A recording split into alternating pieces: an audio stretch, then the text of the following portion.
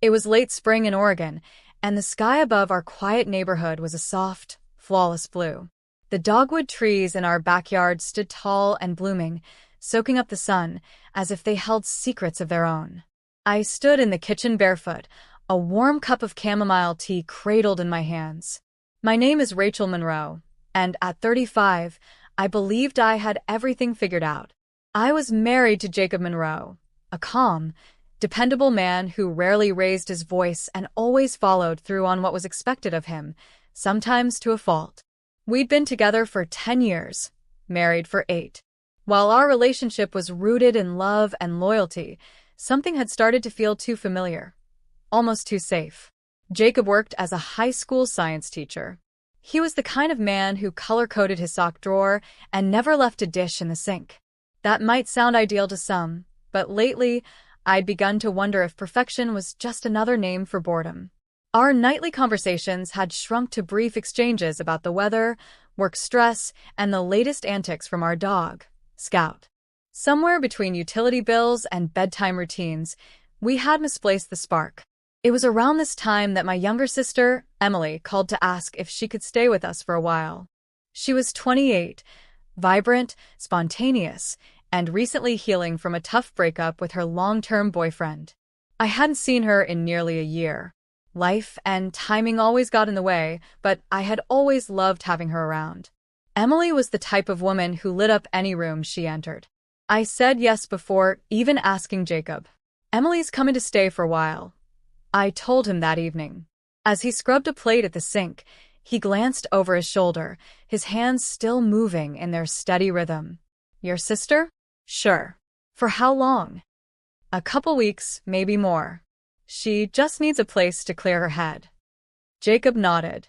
"Of course. Whatever you think is best." That was Jacob in a nutshell. Always agreeable, never pushy. He trusted my choices, even if they threw off his routine. Admirable, sure, but lately, I found myself yearning for something else. A little defiance, a little fire. Still, I brushed the thought away. Emily's visit might bring some much-needed energy into the house, maybe even shake things up for the better. The night she arrived, she breezed in with 2 oversized suitcases and a storm of perfume, laughter, and blaring music.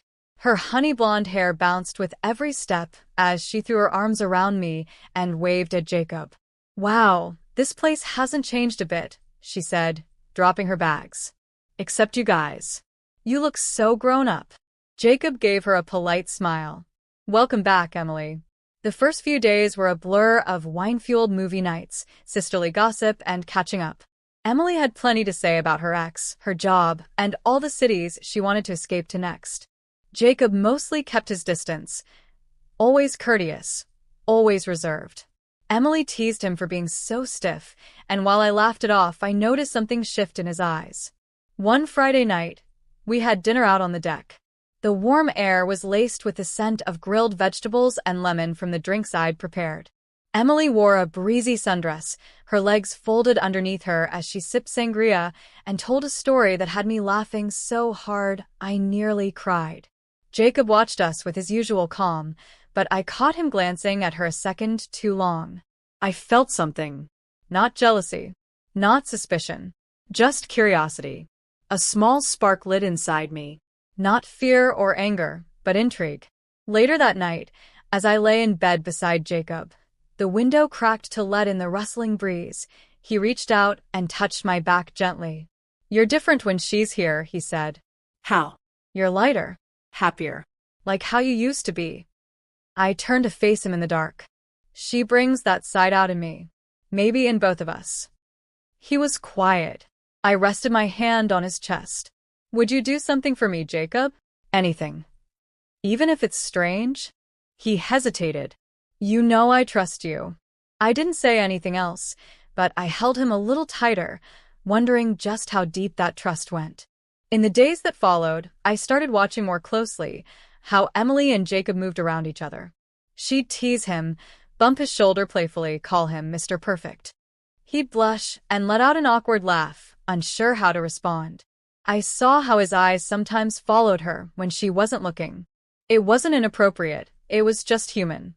And the more I noticed, the more I didn't want to pull away from the tension. I wanted to lean into it. One night, Emily and I were alone in the kitchen, finishing off a second bottle of wine. Moonlight streamed through the windows, casting silver light across the countertops. "You ever wonder what life would be like if it weren't so neat?" I asked. She smirked. "What are you talking about?"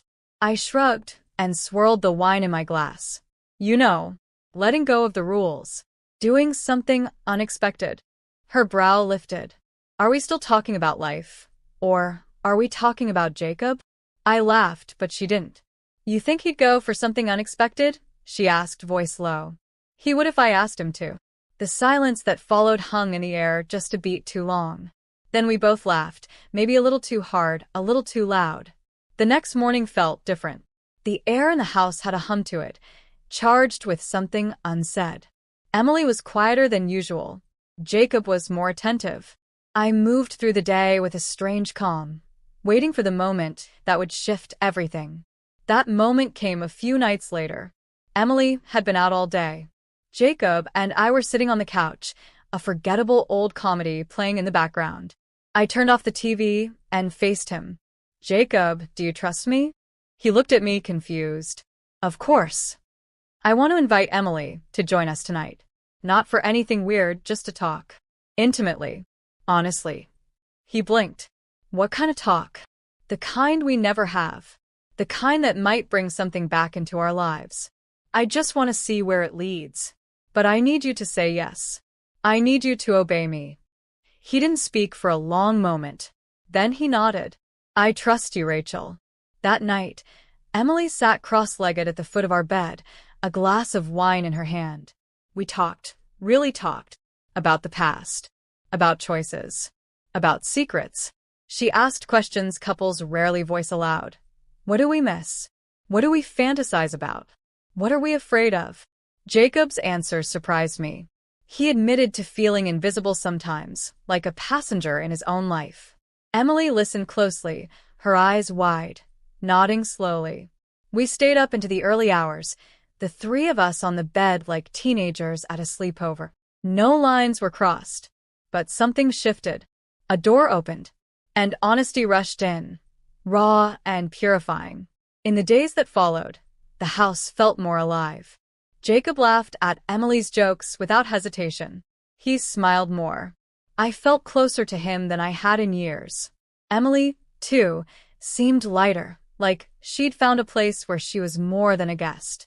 She was part of something. Eventually, she packed her things.